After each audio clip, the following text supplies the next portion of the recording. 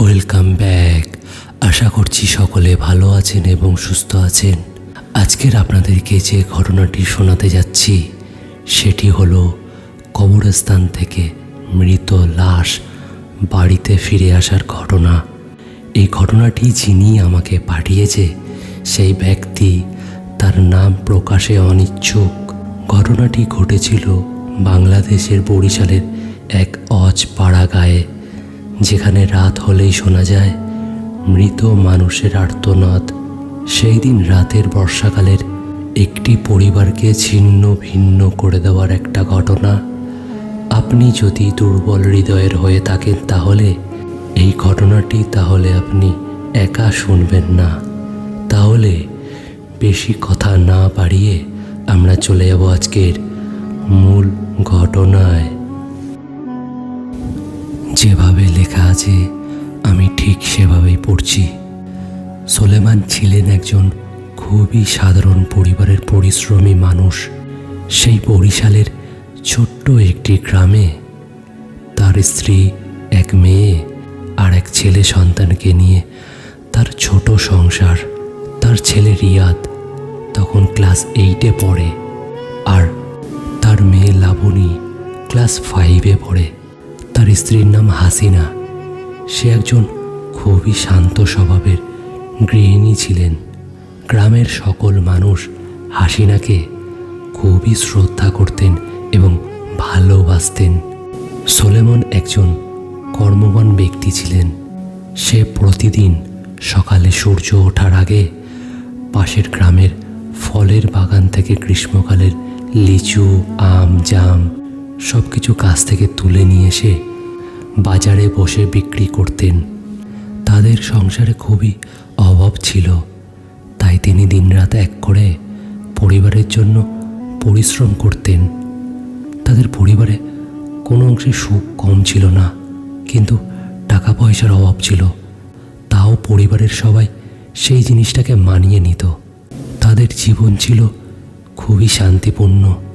তারা কেউ ভাবতে পারেনি তাদের জীবনে এমন কিছু ভয়ঙ্কর ঘটনা ঘটবে যেটা সেই পরিবারটিকে নষ্ট করে দেবে।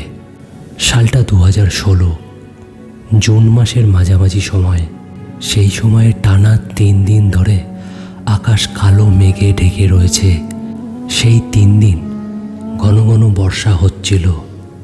গ্রামে সেই সময় নরম মাটির রাস্তাগুলো সেই বর্ষার কারণে কাদা পাকে ভর্তি হয়ে গেছে। গ্রামের রাস্তা থেকে তখন ঠিকঠাকভাবে চলাচল করা যাচ্ছিল না। আশেপাশে মাঠঘাটও পানিতে অনেক জায়গা ডুবে গেছে। শুধুমাত্র পবিত্র কবরস্থানগুলি শুকনো মাটিতে ঠিকঠাক অবস্থায় আছে। আল্লাহর রহমতে সেই কবরস্থানগুলির কোনো ক্ষতি হয়নি। একদিন সোলেমন সেই বৃষ্টি ভেজা রাতে তার নিজের ফলের দোকান বন্ধ করে সে বাড়ি ফিরছিলেন। দোকান বন্ধ করতে তার অনেক রাত হয়ে যায়, কারণ সে সেই সময় ভাবল আজকের এই বর্ষার দিনে সারাদিন কোনো বেচাকেনা হলো না, তাই যদি আরেকটু দোকানটা খোলা রাখি তাহলে কোনো খদ্দের হয়তো আমার দোকান থেকে কেনাকাটা করবে, তাতে আমার কিছু আয় হবে। তাই সে সেই রাতে দোকান অত রাত অবধি খোলা রেখেছিল। কিন্তু রাত যত গড়াতে থাকে কোনো খদ্দের তার দোকানে আসছিল না, কারণ বাইরে তখন খুব জোরে বৃষ্টি পড়ছে। মানুষের বাড়ির বাইরে বেরোনো সেই সময় সম্ভব ছিল না। এরপর তখন রাত 11টা বাজে। সে দোকানটা তাড়াতাড়ি বন্ধ করে তার গ্রামের রাস্তা ধরে সোলেমান বাড়ির দিকে এগোচ্ছিল। কিন্তু তার রাস্তায় হঠাৎ মনে পড়ল, যদি আমি একটু এগিয়ে যাই তাহলে সেই ফলের বাগান থেকে কিছু অর্জুন ফল পেড়ে আনা যাবে। তাহলে আমি কাল সকালে সেই ফলগুলো বিক্রি করতে পারবো। আর এই অর্জুন ফলগুলো যদি আমি আজকে তুলে রাখি তাহলে আমার কাল সকালে তাড়াতাড়ি উঠতে হবে না, আমি একটু অনেকক্ষণ ঘুমাতে পারবো। সোলেমান এই কথা ভেবে সে সেই ফলের বাগানের দিকে এগিয়ে যায়। গ্রামের আশেপাশে তখন ঝিঝি পোকার ডাক, গাছে গাছে বৃষ্টির টুপটাপ শব্দ। সোলেমান তখন সেই অর্জুন গাছের দিকে এগিয়ে যায়। সেই ফলের বাগানের এক কোণায় দাঁড়িয়ে থাকা সেই অর্জুন গাছ দেখতে থাকে অনেকটা লম্বা, বহু বছর পুরনো সেই গাছটি। সোলেমন বেশি দেরি না করে তার কাছে থাকা একটা গামছা কোমরে বেঁধে সেই অর্জুন গাছের দিকে এগিয়ে গেল এবং বলতে বলতেই সেই রাতে সোলেমান সেই অর্জুন গাছে উঠে পড়ে। এরপর সোলেমন যখনই সেই অর্জুন গাছে উঠল তখন সে দেখল গাছের মাঝ ডাল বরাবর একটা মহিলা কালো অবয়ব বসে আছে। অবয়বটিকে দেখে বোঝা যাচ্ছে যে সে হয়তো আগুনে পুড়ে মারা গেছে, কারণ তার সারা শরীর পোড়া পোড়া কালো রঙের মতো। তার গা থেকে পোড়া মাংসের গন্ধও বেরাচ্ছে। অবয়বটির চুলগুলো এলোমেলো, দুটো চোখ তার জল করছে। সোলেমন প্রথমে ভাবল হয়তো তার এটা চোখের ভুল, বর্ষার রাতে হয়তো তার দেখতে সমস্যা হচ্ছে। তখন সে আবার ভাবল তাহলে এত রাতে কেনই বা কোনো মহিলা এই অর্জুন গাছের ডালে বসে থাকবে। এই কথা ভেবে সে তখন তার চোখ দুটিকে বন্ধ করল এবং আবার তাকিয়ে দেখল যে না, ওটা একটা সত্যি কালো রঙের ভয়ঙ্কর অবয়ব। তার চেহারার চারিদিকে তাকানো যাচ্ছে না। সোলেমন খুব সাহসী ব্যক্তি ছিলেন। তিনি তখন সাহস করে ওই অবয়বটিকে জিজ্ঞাসা করল, তুই কে? এখানে এই রাতে কি করছিস? তোর জায়গা তো এখানে না, তোর জায়গা তো কবরস্থানে। তার কথা শুনে তখন ওই অবয়বটি কোনো কথা বলে না। কিছুক্ষণ পর হঠাৎ করে সেই মহিলা অবয়বটি সোলেমনের দিকে ঘাড় ঘুরিয়ে বিকটভাবে চিৎকার করে ওঠে এবং সোলেমানের শরীরের ওপরে ঝাঁপিয়ে পড়ে, যার কারণে সোলেমন এক ধাক্কায় গাছ থেকে নিচে পড়ে যায়। তখন সে জ্ঞান হারিয়ে ফেলে। পরদিন সকাল হয়ে যায়। গ্রামের লোক তখন সোলেমনকে সেই অর্জুন গাছের নিচে অচেতন অবস্থায় পড়ে থাকতে দেখে। গ্রামের সবাই তখন সেখান থেকে সোলেমনকে উদ্ধার করে তাকে বাড়িতে আনে। সোলেমানের শরীরে তখন দেখা যায় বড় বড় নখের আঁচড়ের দাগ। সেই নখের আঁচড় কোনো সাধারণ মানুষের ছিল না। এরপর সোলেমানের বাড়ির লোক বেশি দেরি না করে সোলেমনকে বাড়ির পাশের গ্রাম থেকে একজন অ্যালোপ্যাথি ডক্টরকে বাড়িতে ডেকে আনে। সেই ডাক্তারটা তাকে দেখে বেশ কিছু ঔষধ দিয়েছিল এবং তাদের সবাইকে বলেছিল, আমার দেওয়া এই ঔষধগুলি সোলেমনকে খাইয়ে দাও, ও এক্ষুনি ঠিক হয়ে যাবে। আপনাদের চিন্তার কোনো কারণ নেই, শুধু এটুকু লক্ষ্য রাখবেন সোলেমন যেন কোনোদিন রাতে কোনো গাছে ফল পাড়তে না ওঠে। কিন্তু অদ্ভুত ব্যাপার, তখন সেই দিনের রাতে সোলেমনের প্রচণ্ড জ্বর আসে এবং সেই জ্বরে সে কাঁপতে লাগলো এবং খুব জোরে জোরে কাঁদছে এবং বলছে, ও ওই গাছের ডাল থেকে আমার পিছন পিছন আমার বাড়িতে এসেছে, ও আমাকে আর একা থাকতে দেবে না। এই কথা শুনে তার বাড়ির লোক তখন কেউ কিছুই বুঝতে পারছে না, কারণ তারা ভাবছে যে সোলেমনের হঠাৎ কী এমন হলো। তখন বাড়ির লোক ভাবল যে এই ঔষধগুলো তাকে খাইয়ে দিই, তাহলে হয়তো সে সুস্থ হয়ে যাবে, কারণ তার এই অস্বাভাবিক জ্বরের কারণে সে হয়তো ভুলভাল কথা বলছে। এই কথা ভেবে সোলেমনের বাড়ির লোক তাকে সেই ঔষধগুলো খাইয়ে দিল, কিন্তু কোনো ফলাফল পাওয়া গেল না। এরকম করে 3 দিন কেটে যায়। সেই দিন রাতে রাত 3:20 হঠাৎ সোলেমন মারা যায়। তার পরিবারে তখন শোকের ছায়া। সবাই ভাবল, এ কী করে হলো? জলজ্যান্ত ছেলেটা হঠাৎ কাউকে কিছু না বলে চলে গেল। হে আল্লাহ, এটা তোমার কেমন বিচার?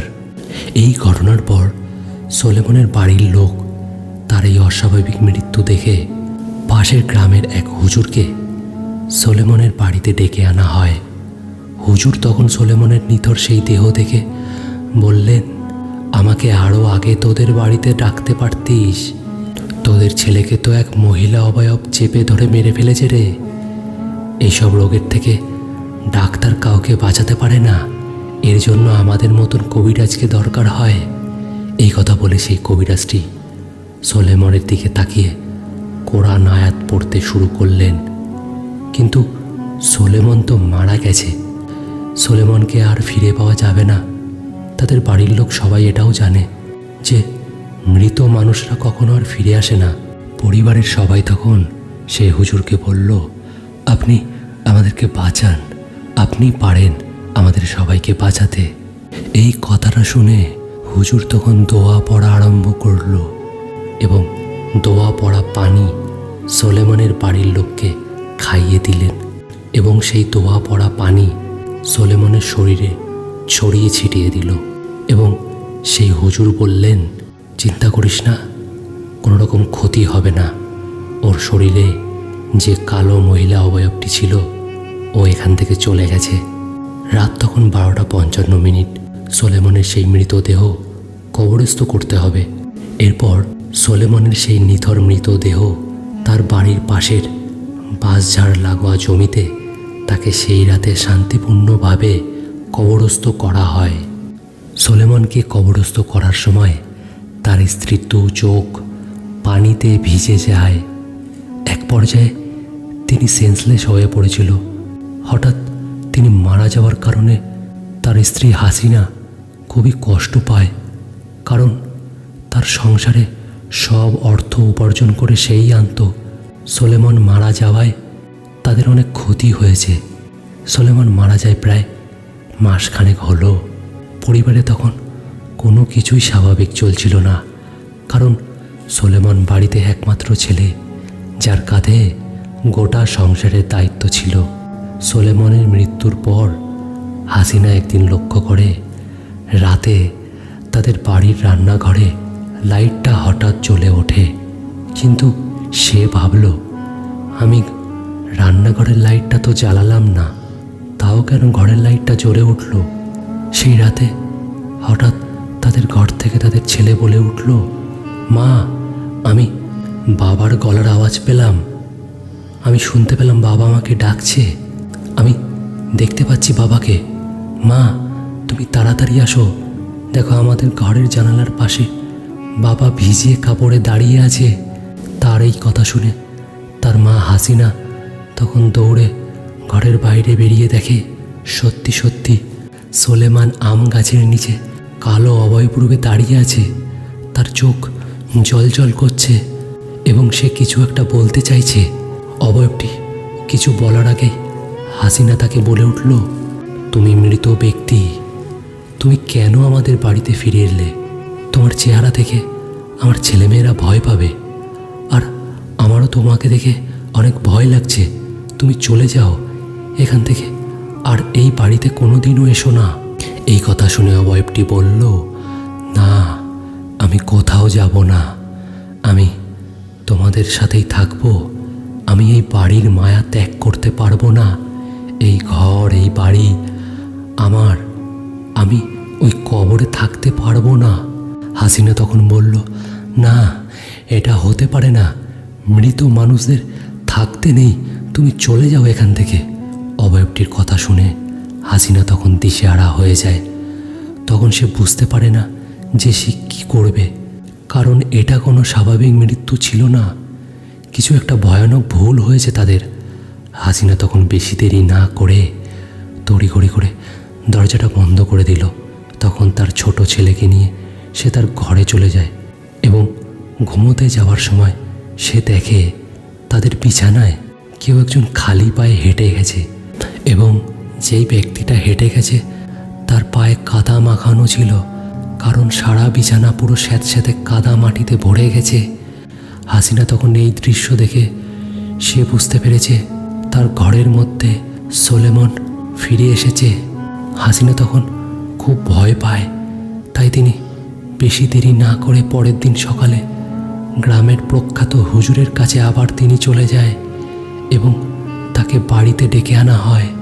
হুজুর তখন বাড়িতে এলে হাসিনা তার ঘটনা সব খুলে বলে। তখন সেই হুজুর আমাদের বাড়িতে এসে দোয়া কালাম পড়া শুরু করে। দোয়া কালাম পড়ার সাথে সাথে দেখা যায় ঘরের এক পাশের জানালা হঠাৎ বন্ধ হয়ে গেল এবং কিছুক্ষণ পর আবার জানালাটা খুলে গেল। বাড়িতে তখন এক ঠান্ডা বাতাস বয়ে যাচ্ছে। বাড়ির চারপাশ একদম ঘন কালো অন্ধকারে ঢেকে গেছে। ঘরের মধ্যে সব জিনিসপত্রগুলো বীভৎস বাজেভাবে পড়তে আরম্ভ করলো, কিন্তু সেই হুজুর দোয়া কালাম পড়া থামালো না।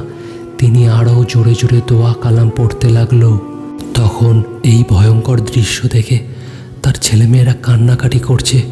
সেই হুজুর তখন একটা কোরআন হাতে নিয়ে এবং কোরআনের কিছু আয়াত পাঠ করতে লাগলো এবং দেখা গেল সোলেমনের সেই মৃত কালো অবয়বটি হুজুরের সামনে এসে দাঁড়িয়েছে এবং সেই হুজুর বলছে, কিরে, তুই তোর কবরে ফিরে যা।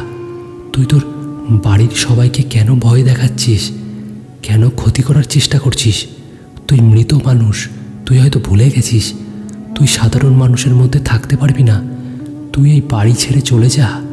তুই কি চাস যে তোদের বাড়ির কারো ক্ষতি হোক? এই কথা বলা মাত্রই বাড়ির চারপাশটা কিছুক্ষণ পর শান্ত হয়ে যায় এবং কিছুক্ষণ পর সেই হুজুর তখন আমাদের পরিবারের সবাইকে নিয়ে সোলেমনের কবরের পাশে যায় এবং সেই হুজুর সেই কবরের মাটি স্পর্শ করে আবার দোয়া কালাম পড়া শুরু করলো। কিছুক্ষণ পর হুজুর তখন বাড়ির সবাইকে বললেন, ও চলে গেছে, তোমাদের ভয় পাওয়ার কিছু নেই, কিন্তু মনে রেখো, যে ব্যক্তি মায়া নিয়ে মারা যায় সে কবরেও শান্তি পায় না।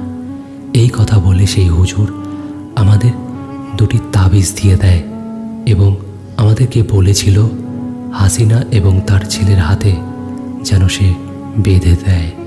তো এই ছিল আজকের মূল ঘটনা।